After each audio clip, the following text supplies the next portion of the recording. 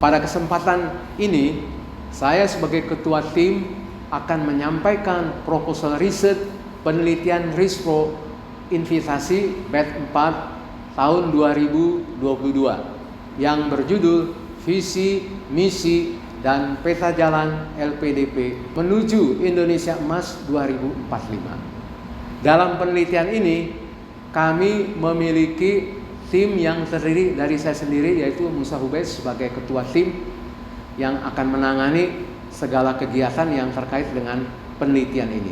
Dan berikutnya kami didukung oleh tim peneliti. Pertama adalah Ibu Anggreni Sukmawati, dan yang kedua adalah Pak Bagus Sartono, dan yang ketiga Ibu Haryana Widyastuti, dan yang keempat Ibu Nisa Zahra.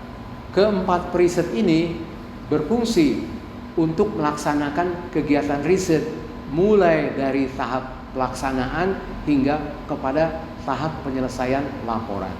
Dan untuk bisa menghasilkan pelaporan yang diharapkan, kami didukung oleh 2 orang, yaitu Bu Nesti Handayani dan Mbak Nurul Khairot sebagai tim pendukung administratif. Demikianlah tim kami yang terdiri dari 5 periset dan 2 tenaga pendukung. Nah, untuk itu kami mencoba untuk mengembangkan visi misi ya dari LPDP yang suatu ketika dari hasil penelitian ini dapat diperbarui dalam rangka mengembangkan SDM secara umum maupun secara khusus. Pengertian secara khusus di sini adalah terkait dengan masalah apa? Bidang ketahanan pangan, yang merupakan bidang yang sangat strategis bagi bangsa dan negara kita.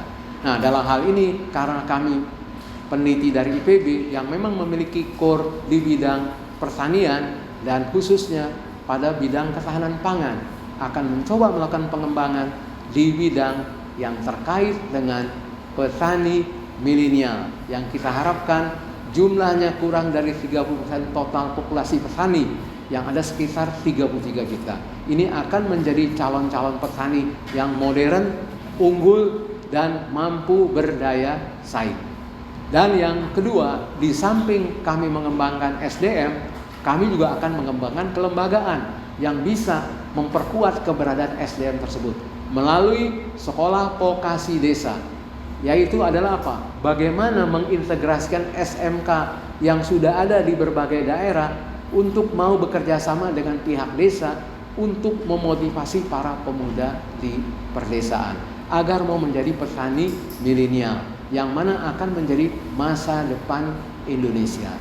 Dan terakhir tentunya petani milenial dan sekolah vokasi desa tidak akan mampu memberikan kesejahteraan bila mana tidak didukung oleh korporasi desa yang merupakan pengembangan dari apa? BUMDes, badan usaha milik desa. Jadi badan usaha milik desa ini harus bekerja sama dengan pengusaha swasta, BUMN, pemerintah ataupun individu yang ada di desa untuk memajukan dan mengembangkan ekonomi di perdesaan agar masyarakat di desa yang sebagian besar petani menjadi lebih sejahtera. Demikianlah konsep kami di dalam mengembangkan penelitian menuju Indonesia Emas 2045. Berdasarkan visi misi sebelumnya dan berdasarkan latar belakang, maka kita dapat menetapkan tujuan penelitian sebagai berikut. Yang pertama, menyusun visi dan misi LPDP yang dapat menjadi acuan layanan dan transformasi LPDP 2022 serta menjawab dinamika kelembagaan sesuai Perpres 111 tahun 2021. Tujuan penelitian yang kedua adalah menyusun peta jalan berupa output dan strategi layanan LPDP tahun 2024 sampai 2045 berbasis pada keunggulan kooperatif saat ini dan atau membangun keunggulan kooperatif di masa depan. Sedangkan tujuan penelitian yang ketiga adalah menyusun peta jalan, output dan strategi transformasi kelembagaan LPDP tahun 2024 sampai 2045 yang terdiri dari fase jangka pendek maupun fase jangka menengah dan fase jangka panjang yang berbasis pada keunggulan komparatif saat ini dan atau membangun keunggulan kompetitif di masa depan. Ada 4 hal yang akan menjadi target atau luaran dari penelitian ini. Yang pertama adalah penelitian ini akan menghasilkan visi misi LPDP yang telah diperbarui. Kemudian yang kedua, dari penelitian ini kita juga akan mendapatkan peta jalan, baik peta jalan layanan maupun transformasi kelembagaan menuju LPDP sebagai world class organization. Yang ketiga, hasil-hasil yang kita dapatkan dari penelitian ini juga akan kami tuangkan dalam bentuk publikasi baik pada jurnal nasional maupun internasional. Dan yang terakhir, kami berharap di penelitian ini kita juga bisa menghasilkan buku-buku SOP yang terkait dengan visi misi maupun peta jalan layanan dan transformasi kelembagaan. Urgensi dari riset ini adalah bersifat evaluatif, terutama terkait dengan tugas dan peran LPDP dalam membantu menyiapkan bidang ketenagakerjaan di Indonesia, terutama pada bidang-bidang yang sifatnya umum maupun khusus, dan terlebih lagi pada bidang-bidang ketahanan pangan. Kami telah menyusun peta jalan riset sebagai berikut.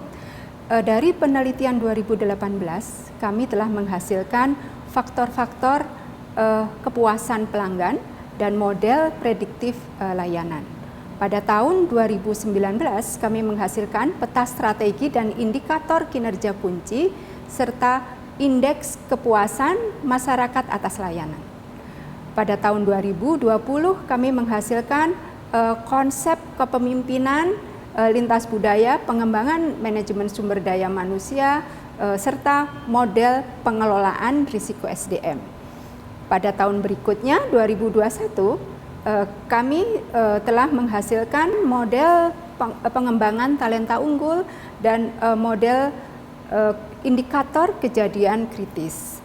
Pada tahun 2021, kami telah menghasilkan konsep kepemimpinan lintas budaya, pengembangan MSDM, dan model pengelolaan risiko SDM. Nah, kemudian pada tahun 2022 ini, hasil penelitian ini kami targetkan untuk menghasilkan peta kompetensi pengembangan sumber daya manusia dan konsep yang menjembatani gap perubahan SDM secara universal dan unik. Di samping itu akan dihasilkan model layanan dan transformasi organisasi LPDP. Nah, dari hasil ini, apabila kemungkinan dikembangkan lebih lanjut pada tahun-tahun berikutnya, pada tahun 2023 ini memungkinkan untuk dikembangkan Grand Design Manajemen Sumber Daya Manusia, pengembangan dan perubahan ketenagakerjaan secara indikator pembangunan. Nah, pada tahun berikutnya ini memungkinkan untuk menghasilkan indikator kinerja kunci dan strategi pencapaiannya. Pada tahap berikutnya dihasilkan sistem manajemen talenta dan model maturitas organisasi. Pada akhirnya bisa dikembangkan sistem kinerja dan layanan LPDP yang terintegrasi. Maka dari hasil penelitian tahun ini diharapkan tercapai TKT level 9. Kebaharuan riset atau novelty dari penelitian ini adalah menemukan indikator dari visi LPDP yang tepat untuk menjawab kebutuhan masa depan, di mana LPDP akan berkontribusi secara positif dan signifikan dalam upaya capaian Indonesia Emas 2045. Hasil kedua adalah menemukan misi yang selaras dari visi yang telah ditemukan pada tahap berikutnya. Ketiga, kami menghasilkan rancangan sistem kinerja implementasi peta jalan LPDP berbasis balance scorecard. Dengan demikian, nilai strategis dari penelitian ini adalah ditemukannya visi dan misi baru LPDP yang merupakan modifikasi dari visi dan misi sebelumnya dan dilakukan pada tahap pendanaan sesuai dengan tahun ini dan tidak menutup kemungkinan untuk dilakukan penelitian lanjutan sehingga makin punya kontribusi dalam upaya meningkatkan kompetensi SDM Indonesia secara umum dan juga khususnya bidang pertanian sehingga menciptakan nilai tambah bidang ketahanan pangan nasional. Aktivitas riset kami secara ringkas akan dilakukan dalam 4 tahapan. Tahapan pertama adalah pemetaan kebutuhan LPDP masa depan dan kondisi saat ini. Pada tahap kedua adalah analisis kesenjangan dan prioritas pengembangan visi misi. Pada tahap ketiga, analisis penyusunan strategi dan pada tahap keempat penyusunan rancangan peta jalan. Secara rinci akan kami sampaikan pada tabel berikut. Ya. Kami jelaskan ada tahap prosedur dan output. Pada tahap awal kami, bahwa penelitian kami mengaplikasikan mixed methods dengan mengolah data kualitatif dan kuantitatif. Pada tahap awal kami akan melakukan analisis dari data kuantitatif. Dari temuan analisis data kuantitatif ini menjadi informasi pada tahap berikutnya dalam forum group discussion maupun in-depth interview yang akan menggunakan metode soft system methodology. Dari soft system methodology ini atau SSM akan kami hasilkan rich picture yang merupakan gambaran secara keseluruhan pemetaan masalah saat ini. Nah, kemudian dihasilkan juga CATU-nya, jadi aktor dan prioritas kegiatannya dan model konseptual untuk pengembangan LPDP ke depan. Nah, pada tahap berikutnya dari model konseptual itu akan disusun strategi implementasinya dengan menggunakan SWOT analysis. Dari hasil strategi yang telah disusun, kemudian dilakukan analisis berikutnya dengan balance scorecard untuk memastikan bahwa implementasi strategi tersebut bisa berjalan sesuai dengan target pada tahap jangka pendek, jangka menengah, dan jangka panjang. Berikut disampaikan rekam jejak peneliti. Berdasarkan metode rencana aktivitas riset dan tahap prosedur output, berikut kami sajikan kembali pembagian peran antar riset. Dan berikut kami sajikan juga target output yang akan dicapai.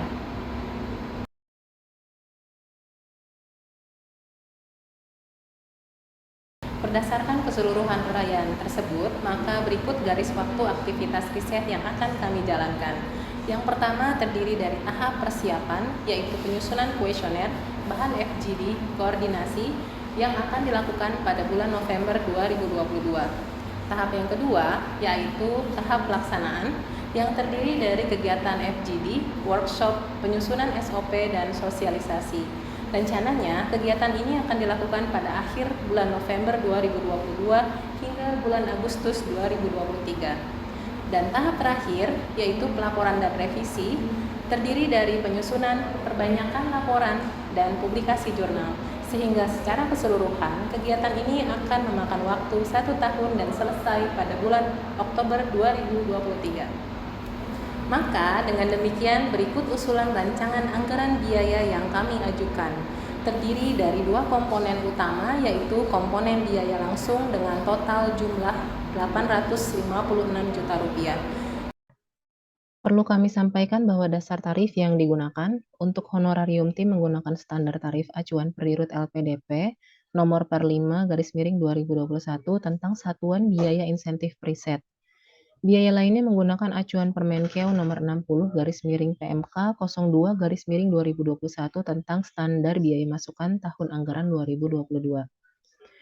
Proporsi pendanaan mengikuti ketentuan dalam pedoman Rispro, yaitu biaya langsung minimal 95% dan biaya tidak langsung tidak lebih dari 5%. Berikut adalah rekapitulasi RAB. Untuk biaya langsung personil, adalah honorarium untuk 7 orang personil yang terdiri dari 5 orang periset dan 2 orang tenaga pendukung. Biaya langsung non-personil meliputi pengadaan data dan perlengkapan. Untuk perjalanan dinas dilakukan ke 9 lokasi berikut, yaitu Jakarta, Bandung, Surabaya, Yogyakarta, Padang, Pontianak, Makassar, Ambon, Kupang. Perjalanan dinas ke Jakarta setidaknya meliputi kunjungan ke LPDP, Kemenko PMK, BRIN, Kemenkeu, Kemendikbud, dan Kemenak. Perjalanan dinas ke 9 lokasi tersebut selain untuk keperluan uji petik, juga untuk keperluan melakukan FGD. Selain muncul biaya perjalanan dinas, juga ada biaya untuk penyelenggaraan FGD di masing-masing kota. Selain FGD di 9 kota tersebut, juga dilakukan workshop 1 kali dan sosialisasi 1 kali di Jakarta. Untuk komponen biaya langsung non-personil lainnya adalah penyusunan laporan. Berikut. Perbanyakan laporan, penyusunan buku SOP, serta publikasi jurnal nasional terakreditasi dan internasional bereputasi. Biaya tidak langsung meliputi honor reviewer dan evaluator internal serta konsumsi rapat Monef internal IPB serta dana pengembangan institusi. Baik. Sehingga secara total nilai rancangan anggaran biaya yang diajukan adalah sebesar 1 miliar rupiah.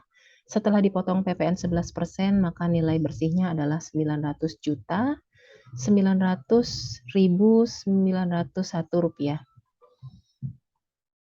Adapun sumber pendanaan keseluruhan berasal dari LPDP. Dari beberapa penyampaian yang disampaikan oleh saya sebagai ketua tim dan juga dari beberapa anggota tim, itu baik Ibu Anggreni, Pak Bagus, Bu Hardiana, dan Bu Nisa, kami dapat menyimpulkan bahwa penelitian tentang visi, misi, dan peta jalan LPDP menuju Indonesia Emas 2045 adalah merupakan hal yang strategis. Karena di sini kita akan menemui 3 hal pokok. Pertama, tentang pentingnya adalah pengembangan sumber daya manusia di pedesaan yang terkait dengan pembentukan petani milenial. Dan yang kedua, kita adalah mengembangkan kelembagaan vokasi yang sudah ada, bagaimana bisa berkolaborasi dengan desa dalam rangka membentuk sekolah vokasi desa. Dan yang terakhir, bagaimana setelah kita mengembangkan SDM dan bagaimana membentuk lembaga pendidikan, sekarang kita berbicara kepada unsur hilir, yaitu mengembangkan kegiatan yang berorientasi penciptaan nilai tambah. Penciptaan nilai tambah di sini dimaksud adalah apa? Pengembangan ekonomi di pedesaan yang mampu meningkatkan produktivitas, mampu menciptakan nilai tambah, dan juga mampu memberikan kesempatan lapangan kerja, dan juga mampu mengurangi kemiskinan yang mana akhirnya berdampak pada kesejahteraan masyarakat di pedesaan. Demikian harapan kami dari penelitian ini bisa menghasilkan 3 hal yang sifatnya sinergi dan saling melengkapi untuk menuju Indonesia Emas 2045, di mana negara kita akan menjadi negara yang maju, unggul, berperadaban, dan berkarakter Indonesia. Kesemua hal yang telah disampaikan tadi itu erat kaitannya di saat ini dengan konsep Sustainable Development Goal alias pembangunan berkelanjutan yang terdiri dari 17 poin. Nah, tentu saja penetapan poin-poin akan disesuaikan dengan situasi dan kondisi.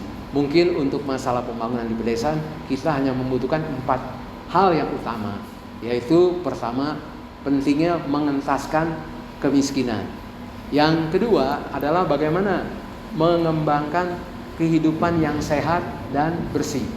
Dan yang ketiga, bagaimana menciptakan kegiatan industri di pedesaan yang mampu menciptakan lapangan pekerjaan dan mengurangi pengangguran dan sekaligus mengurangi kemiskinan yang berakhir nantinya kepada kesejahteraan.